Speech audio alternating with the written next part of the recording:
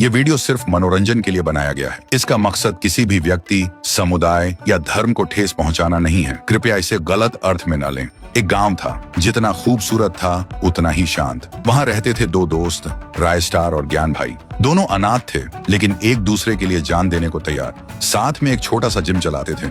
गांव के लड़के वहां आके ट्रेनिंग लेते थे। और दूसरी तरफ एक और गांव में रहता था फाइट 444। उसके पास अपनी सेना थी, दुनिया के महंगे महंगे हथियार थे। उनमें सबसे महंगा था फाइटर जेट।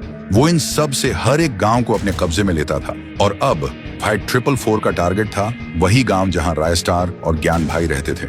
एक दिन फाइट 444 ने अपनी सेना के साथ उस गांव पर हमला कर दिया। आसमान से मिसाइलें, जमीन पर गोलियां, हर तरफ सिर्फ धुआं और आग थी। गांव का हर इंसान घुटनों के बल बैठकर गांव के लिए भीख मांग रहा था। ज्ञान भाई भी वहां था। रायस्टार किसी काम से बाहर गया हुआ था। फाइट 444 चिल्लाकर बोला, आज से ये गांव और इस गांव का सब कुछ मेरा है। तभी ज्ञान भाई गुस्से से बोला, ये गांव हमारा था, हमारा है और हमारा ही रहेगा। उसी वक्त उसको दो बंदूक मिलती हैं और वो दोनों हाथों से बंदूक चलाने लगता है और फिर फाइट 444 के दो आदमी को मार देता है। फाइट 444 कुछ नहीं बोलता, चुपचाप वहां से चला जाता है। गांव के लोग खुशी से उछलने लगते हैं।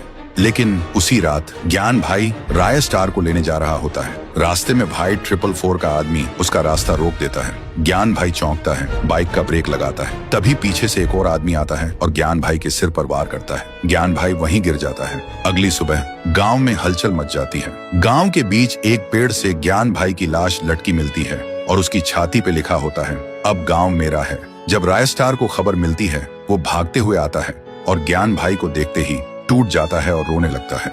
और तब से रायस्टार गांव से गायब हो जाता है। किसी को भी नहीं पता होता है वो कहाँ है। तो दोस्तों, क्या रायस्टार अपने दोस्त ज्ञान भाई की मौत का बदला लेगा? क्या वो वापस आएगा फाइट 444 से टक्कर लेने? अगर आप भी उस दर्द को महसूस कर पाए तो कमेंट में जस्टिस फॉर ज्ञान भाई लिखना मत भूलना। और अगर पार्ट 2 चाहिए तो सब्सक्राइब जरूर करना, क्योंकि कहानी यहीं खत्म नहीं होती। ये तो सिर्फ शुरुआत है।